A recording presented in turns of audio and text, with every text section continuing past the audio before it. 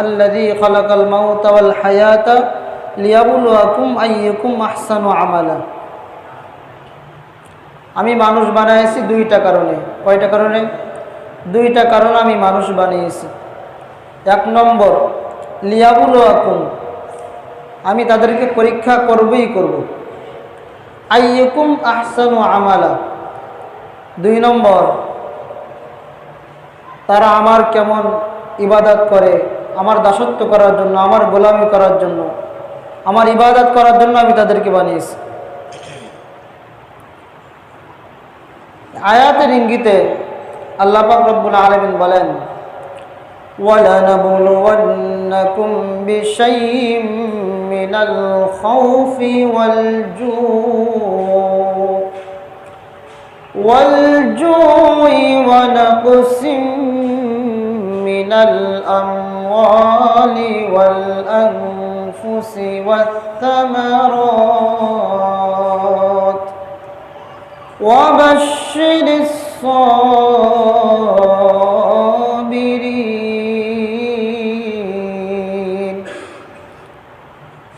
আমি বান্দাকে বানাইছি পরীক্ষা করার জন্য। অবশ্যই বান্দাকে পরীক্ষা করবই।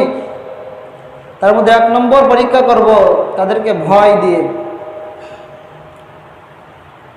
ভয় তো পড়ি আমাকে, আমার ভুলে যায় নাকি বান্দা। আমি তাদেরকে অনেক রকমের পরীক্ষা করব, তার মধ্যে একটা ভয়। ও বড় লোক, তোমার বড় লোকের দায়িত্ব, এটা আমাদের জন্য নয়। ও ধনী, তোমাকে ধনী বানানো হয়েছে আল্লাহ তাআলা পরীক্ষা করার জন্য। ও গরিব, তোমাকে গরিব বানানো হয়েছে আমি আল্লাহ তাআলাকে পরীক্ষা করার জন্য। ও ফকির, তোমাকে ফকিরগিরি বানানো হয়েছে আমি আল্লাহ তাআলাকে পরীক্ষা করার জন্য। ও রিকশাওয়ালা, তোমাকে রিকশাওয়ালা বানানো হয়েছে পরীক্ষা করার জন্য। ও অভাবী, তোমাকে অভাবী দেওয়া হয়েছে আমাকে পরীক্ষা করার জন্য। অভাবে পড়িয়া তুমি আমি আল্লাহ তাআলাকে ভুলে যাও নাকি, আমি আল্লাহ তাআলাকে তোমরা ভুলে যাও নাকি।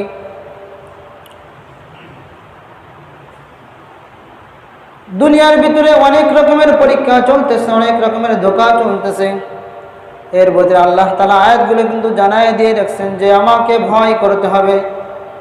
বান্দা যেখানে যাও না কেন আমাকে দাসত্ব করতে, আমার গোলামি করতে হবে।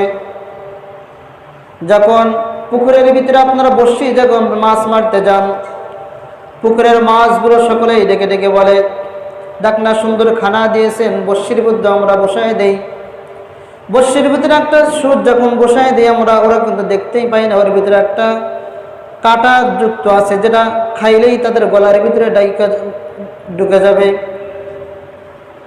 কয়েকজন দুষ্ট আইসা বলে তোরা খাইতে যাস না, কয়েকজন বলে না খাই না, সুন্দর জিনিসটা ঝলতেছে। যে খাইতে যায় সেই গলার ভিতরে ডাইকা যায়, বলে খাইলে কি হবে, কিন্তু জানে না উপরে একজন মালিক আছে দাঁড়ানো। যেই খায় আস্তে আস্তে টান দেওয়া শুরু করে দেয়, টুক টুক টুক টুক করে আওয়াজ হয়। আওয়াজ হওয়ার সাথে সাথে আমরা বুঝতে পারি যে মনে হয় মাছ ধরছে, টান দেওয়া শুরু করে দিছে। আর আমরা সাথে সাথে এই মাছটাকে আমরা তুলে নেই। যখন তিনি উপরে ওঠার পরে দেখে দুনিয়া তো বড় একটা দুনিয়া। আমি তো একটা ছোট একটা পুকুরের ভিতরে ছিলাম, একটা নদীর ভিতরে ছিলাম। ওনারা ওদের আকলের মধ্যে মনে করতেছিল এই দুনিয়াটা মনে হয় এইরকম হবে, এর থেকে মনে হয় এত বড় দুনিয়া আর হতেই পারে না। কিন্তু যখন দুনিয়া পুকুরের থেকে যখন দুনিয়ার আমাদের এই দুনিয়ার ভিতরে আসলো, আসার পরে থেকে এত বড় দুনিয়া চিন্তা হয়, তাহলে ওর থেকে আরো কোটি কোটি গুণ দুনিয়া আল্লাহ তাআলা বানায় রাখছেন। দুনিয়ার ডক্টর, দুনিয়ার ইঞ্জিনিয়ার, দুনিয়ার যারা বড় বড় গবেষক আছে, যারা গবেষণা করে করে যারা বৈজ্ঞানিক হয়ে গেছেন, তেনারা গবেষণা করে করে বলে, কয়েকজন নাস্তিক বলে যে দুনিয়া মনে হয় শুধু এইটুকু, কিন্তু আল্লাহ তাআলা আরো কোটি কোটি গুণ দুনিয়া। আল্লাহ এরকম, আল্লাহ তাআলা বলেন যিনি সর্বশেষে যিনি জান্নাতে যাইবেন, এই দুনিয়ার সমান 10টা দুনিয়া আল্লাহ তাআলা তাকে দান করবেন। আমরা এটা শুধু গল্পই শুনতেছি, কিন্তু বাস্তবে আল্লাহ তাআলা দেবেন। যখন মানুষটা যখন জান্নাতের ভিতরে ঢুকবে, কারণ জান্নাতের ভিতরে কয়েকটা রুম থাকিবে, হল রুম থাকিবে। এই হলের রুমে আমরা যেরকম একটা ফ্ল্যাট বানাই, ফ্ল্যাটের ভিতরে কয়েকটা রুম রেখে দেই না, ভাগ ভাগ কয়েকটা রুম রেখে দেই। একটা রুম ছোট করি, একটা রুম বড় করি। যারা বাড়িওয়ালা তাদের রুমটা বড় হয়, কয়েকটা ফ্ল্যাট তার মধ্যে থাকে। কয়েকজন গেস্ট এসে যেন থাকতে পারে তাদের রুমের ভিতরে। কিন্তু যারা বাড়িওয়ালা না, যারা ওই জায়গায় বাড়ি ভাড়া নিয়েছেন তাদের জন্য রুম ছোট, আর যারা বাড়ি ভাড়া নিয়েছেন তাদের রুমগুলো বড় বড় হয়ে যায়। আর যারা স্পেশাল যারা মেহমান যায় তাদের জন্য স্পেশাল কামরা থাকে। আল্লাহ তাআলা এরকম কিয়ামতের ময়দানে কিছু জান্নাত রেখে দিয়েছেন, যারা দুনিয়াতে এই মানুষগুলো যারা দুনিয়াতে আল্লাহ তাআলার দাসত্ব করবে, আল্লাহ তাআলার গোলামি করবে, আল্লাহ তাআলাকে ভয় করবে, তাদের জন্য আল্লাহ তাআলা স্পেশাল কিছু জান্নাত রেখে দিয়েছেন।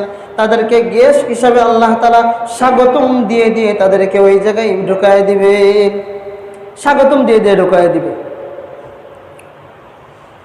কাদরে কুদরত দারি দরকুমান আনতা রব্বি আনতা হাসবি জুল জালাল। কুল ইন্না সালাতি ওয়া নুসুকি ওয়া মাহিয়ায়া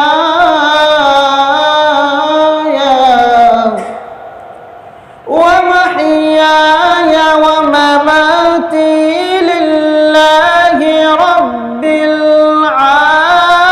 আলামিন। আল্লাহ তাআলা বলেন যে দুনিয়াতে আমি আল্লাহ তাআলা তোমাদের জন্য অনেক রকমের দুনিয়া দানায় রাখছি, বিভিন্ন সাজায় রাখছি।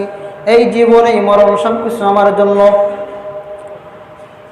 আল্লাহ তাআলা বলেন তোমার জীবন দিয়েছি মুসলমান, এই জীবন কিন্তু শুধু খেলনার জন্য বানাই নাই। এই যে জীবন দিয়েছি শুধু দুনিয়াতে নাচগান করার জন্য বানাই নাই। তোমাকে হায়াত দিয়েছি, হায়াতের মালিক আল্লাহ তাআলা। এই জন্য আল্লাহ তাআলা বলেন ও মুসলমানের দল, তোমার হায়াতের মালিক আমি আল্লাহ। তোমাকে আমি দুনিয়াতে জন্মগ্রহণ করাইছি, তোমাকে সন্তান দিয়েছি, সন্তানের মালিক আমি আল্লাহ তাআলা। দুনিয়াতে রিজিক খাইতেছ, এই রিজিকের মালিক আমি আল্লাহ তাআলা। এই জন্য আল্লাহ তাআলা বলেন আমি দুনিয়াতে আরেকটা রকমের ভয় দিব, আরেকটা রকমের জিনিস দিয়ে রাখছি, একটা ক্ষুধা দিয়ে রাখছি। দেখেন চারিদিকে জলোচ্ছ্বাস হইতেছে, মানুষ অভাবের ভেতরে পড়ে রয়েছে, বস্ত্র নয়, এদিকে পানি আর পানি, বস্ত্র নয়, মানুষ অভাবের ভেতরে পড়ে রয়েছে। আল্লাহ তাআলা বলে আমি দুনিয়ার ভিতরে একটা জিনিস দিয়ে রাখছি, ক্ষুধা। এই ক্ষুধার যন্ত্রণা দেখি না বান্দা, ক্ষুধার যন্ত্রণা আমি আল্লাহ তাআলাকে ভুলে যাই নাকি?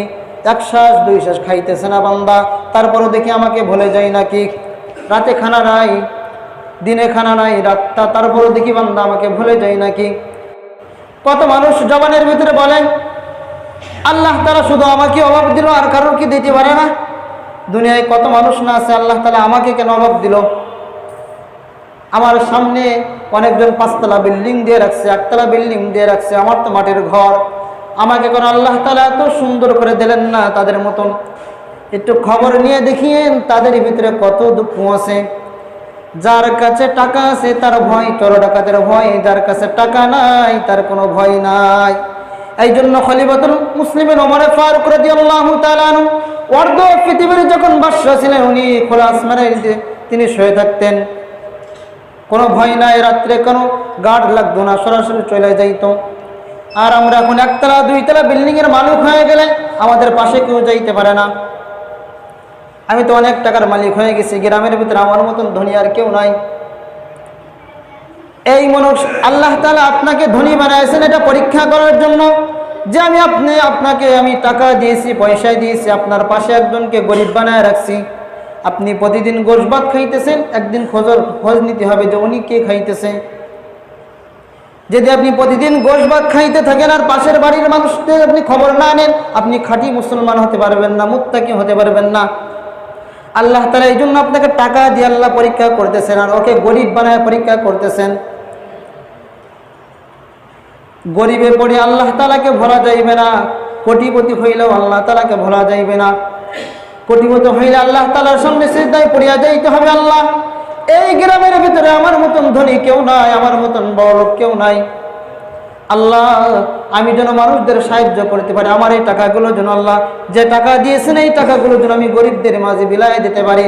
আল্লাহ আপনি আমার ব্যবসার ভিতরে আরো উন্নতি দান করিয়েন। আর আমরা এখন মনে মনে ভাবি 1 তলা বিল্ডিং দিয়েছি, মনে মনে ভাবি ও না খাই না খাক, আমি আরেক তলা বানানোর চেষ্টা করতেছি। পাশে একজন পান্থা বা ঝাল নাই, কিছু নাই, খানা নাই, আমি প্রতিদিন খাইতেছি। ছোট বাচ্চা আমার বাড়িতে এসে বসে রয়েছে, দরজা দিয়ে দেই, বলে যাও যাও চলে যাও, কিন্তু এক কান গোস্ত দিলে এক কান মাছ দিলে কিছু হয় না, কিন্তু আমরা দিই না এগুলো।